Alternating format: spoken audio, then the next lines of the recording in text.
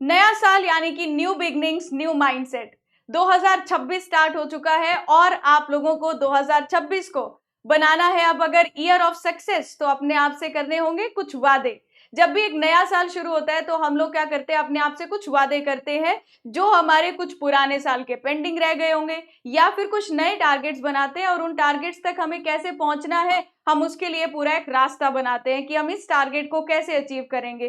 क्योंकि नया साल है, नए साल का पहला दिन होता है, बहुत ही एनर्जेटिक होते हैं कि हाँ ये सब चीजें हमें करनी है। लेकिन हम क्या ये सब चीजें जो प्लान कर रहे हैं उसको पूरे साल फॉलो करते हैं?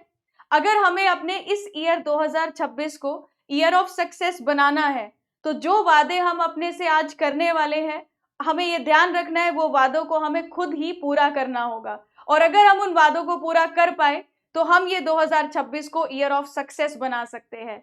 तो सबसे पहले आप सभी को मेरी तरफ से और आपकी फैमिली को भी मेरी तरफ से wish you very happy new year. आपके लिए ये नया साल बहुत ही खुशियां लेकर आए। और खुशियां, अगर हम बात करें तो आपको खुशी मिलेगी आपकी सिलेक्शन से। और सिलेक्शन के लिए जो मैं वादे की बात कर रही थी, सबसे पहला वादा आपको जो करना होगा वो है कंसिस्टेंसी, यानी कि कंसिस्टेंट रहना। पूरे साल भर में बहुत से टाइम ऐसा आएगा जब पढ़ने का मन नहीं करेगा, कुछ टाइम ऐसा आएगा जब हमसे सवाल नहीं बनेंगे, हम बहुत डीमोटिवेट हो जाएंगे, और कुछ टाइम ऐसा आएगा जब हम बहुत खुश होंगे कि यार ये तो एग्जाम एकदम आसान है, हम ऐसे ही निकाल सकते हैं, इतना बड़ी बात नहीं है। तो जब आप ओवर एक्साइटेड होंगे, तो ये सारे इमोशंस में आप लोगों को सेम कंसिस्टेंसी से पढ़ाई करनी है। कभी भी पढ़ाई को कम या ज्यादा अपने इमोशन लेवल के बेसिस पे नहीं जज करना है कि आज मैं ज्यादा पढ़ूंगा, आज मैं कम पढ़ूंगा। आपको पहली बात तो पूरे साल कंसिस्टेंट रहना है। अगर आप कंसिस्टेंट रहते हो ना, तो आप मोर देन 90%, 90% से ज्यादा स्टूडेंट से इस कंसिस्टेंसी की वजह से ही आगे निकल जाते हो। तो आप देखिएगा, कंसिस्टेंसी तो पूरे साल मेंटेन करनी होगी।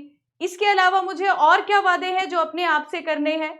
एक्सक्यूजेस कम एग्जीक्यूशन ज्यादा। एक्सक्यूजेस कम एग्जीक्यूशन ज्यादा, यानी कि हम लोग क्या करते हैं, बहुत बार एक्सक्यूजेस लगा देते हैं कि भाई इस वजह से नहीं पढ़ पाया, ये रीजन था, वो रीजन था, वहां जाना था, दोस्त ने बुलाया था, जो भी रीजंस है वो आपको कम करने हैं।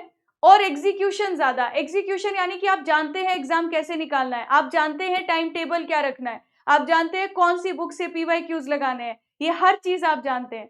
तो आप इसको एग्जीक्यूट क्यों नहीं कर रहे हैं? तो अब आपको एक्सक्यूजेस कम लगाने हैं और एग्जीक्यूशन पर ज्यादा ध्यान देना है। जो टाइम टेबल आपने सोचा है कि मैं एक दिन में 2 टेक्निकल सब्जेक्ट पढ़ूंगा, एक नॉन टेक्निकल पढ़ूंगा, तो वो डेली मुझे मेंटेन करना होगा। वो सेम रूटीन मुझे डेली मेंटेन करने की कोशिश करनी है। इसे कहेंगे एग्जीक्यूशन, ठीक है। फिर आता है इमोशंस कम, डिसिप्लिन ज्यादा। इमोशनल लेवल पर जब हम सोचने लगते हैं ना, तो बस वो हमारी कमी है। हम सोचते हैं कि यार उसने शादी में बुलाया है, उधर भी जाना था, नहीं गए तो वो बुरा मान जाएगा, वो बुरा मान जाएगा। इस वजह से जो एक रूटीन है उसको डिस्टर्ब कर देते हैं और वापस फ्लो में आने में हमें फिर टाइम लगता है। तो आप लोगों को इस साल एक वादा करना है कि इमोशंस कम और डिसिप्लिन ज्यादा, यानी कि आप अपने डिसिप्लिन को मेंटेन करने की कोशिश करेंगे। और मैं ये नहीं कह रही कि अपने परिवार को छोड़ दीजिए, नहीं, आपको पता है आपके लिए लाइफ में कौन प्रायोरिटी है, और आपकी लाइफ में जो भी प्रायोरिटी होगी उसके लिए जो सही होगा वो आपको करना है। तो यहाँ पर जब डिसिप्लिन ज्यादा की बात आई, तो इसका मतलब जब आपको पता है कि आज मैंने 2 टेक्निकल सब्जेक्ट पढ़ने हैं, तो किसी भी हालत में पढ़ने हैं, चाहे कोई भी आसपास में कोई भी सिचुएशन हो। तो आपको इमोशंस को थोड़ा कंट्रोल करना है और डिसिप्लिन को मेंटेन करना है। नेक्स्ट वादा जो आप अपने आप से करेंगे, देखिए, ओवर थिंकिंग कम और रिवीजन ज्यादा। ओवर थिंकिंग हम कब करने लग जाते हैं? जब हम कुछ सब्जेक्ट्स कंप्लीट कर लेते हैं और उसके बाद रिवीजन नहीं कर रहे होते और उनको भूलने लग जाते हैं। फिर लगता है अगर भूल गए तो पेपर तक कैसे याद रहेगा।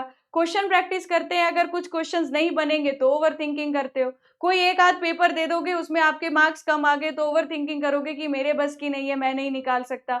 अगर आप यही सोचते रह जाओगे ना कि मेरे बस की नहीं है, मैं नहीं कर पाऊंगा, मेरे से ये नहीं होगा, मेरे से ये याद नहीं हो रहा, तो आप पढ़ोगे कब? आप वो सारा टाइम तो सोचने में लगा दे रहे हो। तो जब भी आप ओवर थिंकिंग करने लगो, सबसे पहले अपने आप को उससे डिटैच करना है। उस टाइम पर अपने माइंड में एक थॉट लानी है कि नहीं, इस साल मैं सरकारी इंजीनियर बनूंगा। ये थॉट जो ओवर थिंकिंग वाली है, अपने को इससे दूर करने की कोशिश करनी है। अब आप उस टाइम पर सब कुछ पॉजिटिव सोचिए। मैंने इस पेपर की तैयारी के लिए कितनी मेहनत कर ली है, कितने कदम मैं बाकी स्टूडेंट से आगे निकल चुका हूँ, और कितनी चीजें हैं जो ऑलरेडी मैं कवर कर चुका हूँ, जो शायद जो अभी तैयारी करेगा वो अभी उस बिगिनिंग लेवल पर होगा और मैं उससे कितना आगे हूं। तो आप हमेशा अपने अंदर वो पॉजिटिव एटीट्यूड रखिए कि मैंने इतना टाइम दिया है, मैंने इतनी चीजें पढ़ी है, इतनी चीजें कवर की है, तो मैं पेपर निकालूंगा और मैं एक सरकारी इंजीनियर बनूंगा। अपने अंदर ये कॉन्फिडेंस लाना है और ओवर थिंकिंग को कम करना है। तो ओवर थिंकिंग कम करनी है, रिवीजन ज्यादा करना है। तो उस खाली टाइम में जब आप बस खाली बैठ के सोच रहे हो और नेगेटिव थॉट्स ला रहे हो, उस टाइम पर रिवीजन जरूरी है। तो ये कुछ वादे हैं, अपने आप से करिए और पूरे साल एग्जीक्यूट करिए। वादे तो सब लोग कर लेंगे अभी, लेकिन एग्जीक्यूशन का जो काम है वो कम लोग कर पाएंगे। तो जिसने एग्जीक्यूट कर दिया ना इन चीजों को, आप लोगों के लिए ये साल ईयर ऑफ सक्सेस बन जाएगा।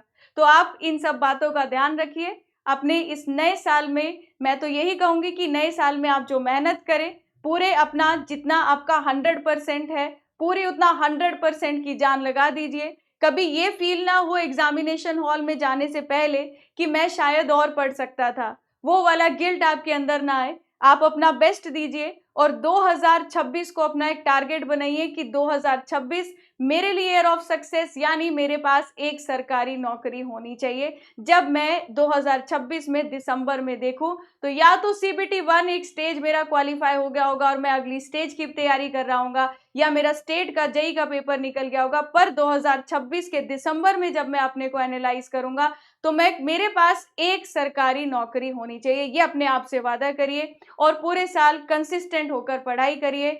चलिए, थैंक यू सो मच और आप सभी को इस नए साल की बहुत सारी शुभकामनाएं। Happy new year.